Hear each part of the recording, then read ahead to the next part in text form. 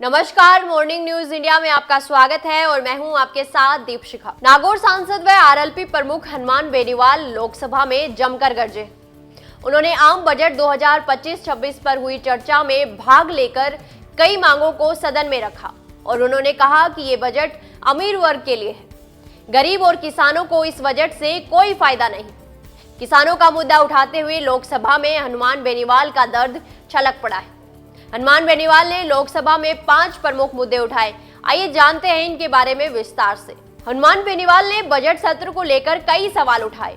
उन्होंने कहा, बजट में निजी क्षेत्र के निवेश को बढ़ावा देने के लिए आवश्यक प्रोत्साहन नहीं दिए गए, जिससे इंफ्रास्ट्रक्चर, निर्माण, उद्योगों की वृद्धि धीमी हो सकती है। सरकार के मंत्री एफडीआई को लेकर बड़े बड़े दावे करते हैं, लेकिन भारत की एफडीआई वृद्धि दर पहले से ही धीमी पड़ रही है और ये बजट इसे बढ़ावा देने में भी असफल रहा। मैंने सदन में आयकर में राहत की सीमा 12 लाख से बढ़ाकर 15 लाख करने की मांग रखी थी। सदन में महंगाई पर राहत के लिए ठोस उपाय करने की मांग रखते हुए मैंने कहा कि महंगाई की वजह से आम आदमी की वास्तविक आय पहले ही प्रभावित हो रही है, लेकिन इस बजट में मध्यम वर्ग के लिए कोई ठोस राहत नहीं दी गई। होम लोन, शिक्षा लोन, स्वास्थ्य खर्चों पर टैक्स कटौती बढ़ाने की जरूरत थी, लेकिन सरकार ने इस पर ध्यान नहीं दिया। खाद्यान्न, ईंधन और अन्य जरूरी वस्तुओं की कीमतें लगातार बढ़ रही हैं, लेकिन बजट महंगाई को नियंत्रित करने के लिए कोई ठोस योजना नहीं है। सरकार ने राजकोषीय घाटे का लक्ष्य 4.4% जीडीपी रखा है, जो वैश्विक मानकों के अनुसार अधिक है। सरकार लगातार उधारी बढ़ा रही है, जिससे आने वाले वर्षों में अर्थव्यवस्था पर भारी दबाव पड़ सकता है। बीमा क्षेत्र में एफडीआई सीमा को 74% से बढ़ाकर 100% करने का प्रस्ताव घरेलू बीमा कंपनियों के लिए खतरा बन सकता है। इससे विदेशी कंपनियों का वर्चस्व बढ़ेगा और भारतीय कंपनियों को नुकसान होगा, जिससे लाखों नौकरियां प्रभावित हो सकती हैं। इस बजट का एक बड़ा हिस्सा लगभग 12.76 लाख करोड़ रुपए सिर्फ कर्ज के ब्याज चुकाने में चला जाएगा। इसका मतलब ये है कि सरकार के पास नए विकास कार्यों और जन कल्याणकारी योजनाओं के लिए सीमित संसाधन बचेंगे। हनुमान बेनीवाल ने लोकसभा में महिला सुरक्षा का मुद्दा उठाया। उन्होंने कहा कि देश में महिला सुरक्षा के लिए विशेष कानून लाने चाहिए।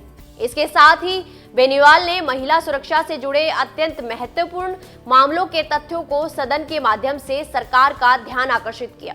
हनुमान बेनीवाल ने बजट सत्र को लेकर सरकार पर हमला बोला है। उन्होंने कहा, हम किसी भी राज्य के संदर्भ में की गई घोषणाओं के विरोध में नहीं हैं, लेकिन केवल राज्यों के चुनाव को मद्देनजर रखते हुए देश का आम बजट तैयार कर अच्छी परंपरा नहीं है। इस बजट में भी ऐसा ही कुछ देखने को मिला। हमारे राजस्थान को फिर से केंद्र सरकार ने निराश किया। विशेष बजट आवंटन, विशेष राज्य का दर्जा देने जैसी महत्वपूर्ण मांगों को बजट में नजरअंदाज किया गया। बजट आंकड़ों का मायाजाल था। मैंने इस सदन में बजट से पहले सरकार को सांसदों के साथ संवाद करने का सुझाव दिया था। अक्सर हनुमान बेनीवाल किसानों के हक के लिए हमेशा लड़ने को तैयार रहते हैं।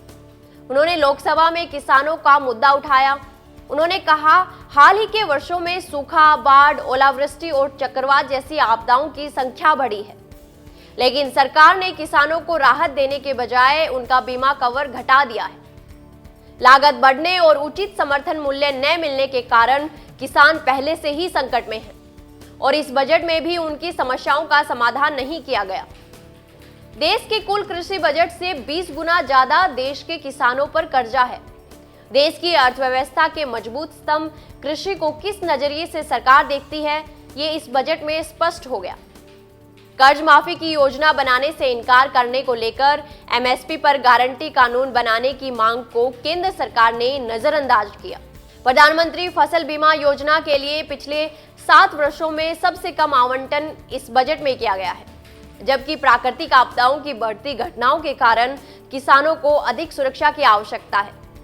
वहीं खड़ी फसलों को फसल बीमा योजना से बाहर निकालकर सरकार ने ये साबित कर दिया कि किसानों की आय दुगनी करने के वादे के जैसे ये फसल बीमा भी एक जुमला है, जिसे सरकार केवल दिखावे के लिए चला रही है। इसलिए मैंने एमएसपी पर गारंटी कानून बनाने, पीएम फसल बीमा योजना में खड़ी फसलों को भी सम्मिलित करने और कृषि आदान अनुदान की सीमा राजस्थान के परिप्रेक्ष्य में 2 हेक्टेयर से बढ़ाकर 5 हेक्टेयर तक बढ़ाने व सूखा विकास कार्यक्रम में आने वाले जिलों में 5 हेक्टेयर भूधारित वाले किसानों को भी लघु सीमांत किसानों की श्रेणी में शामिल करने की मांग को लेकर लोकसभा में बजट पर चर्चा के दौरान उठाई है। हनुमान बेनीवाल ने लोकसभा में देश की अर्थव्यवस्था को लेकर भी कई सवाल उठाए। उन्होंने कहा, लोकसभा में आज बजट पर हुई चर्चा के दौरान मैंने इस बजट में कई ग्रामीण अर्थव्यवस्था की अनदेखी और चिकित्सकों की कमी से जूझ रहे अस्पतालों के मामलों को लेकर सरकार का ध्यान आकर्षित किया। मनरेगा का बजट पिछले साल की तरह ही रखा गया, जबकि बेरोजगारी दर बढ़ रही है। ऐसे में ग्रामीण क्षेत्रों में रोजगार के अवसर सृजित करने के लिए इस योजना का विस्तार किया जाना चाहिए था, लेकिन सरकार ने इसमें कोई विशेष प्रावधान नहीं किया, जो ये स्पष्ट करता है कि भारत सरकार ने ग्रामीण अर्थव्यवस्था की अनदेखी इस बजट में की है। भारत का स्वास्थ्य बजट जीडीपी का मात्र 3.3% है, जबकि वैश्विक मानक 5 से 6% का होता है। आज ग्रामीण इलाकों में प्राथमिक स्वास्थ्य केंद्रों की स्थिति दयनीय है। कोविड के बाद ये स्पष्ट हो गया था कि देश में स्वास्थ्य प्रणाली को मजबूत करने की जरूरत है, लेकिन सरकार ने इसमें निवेश करने के बजाय इसे नजरअंदाज किया।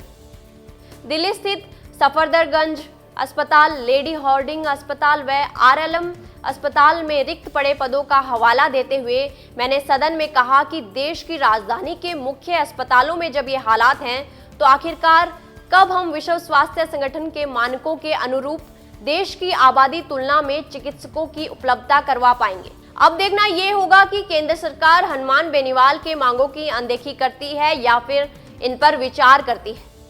हनुमान बेनीवाल ने संसद में ये मांगे बजट सत्र की चर्चा के दौरान रखी है।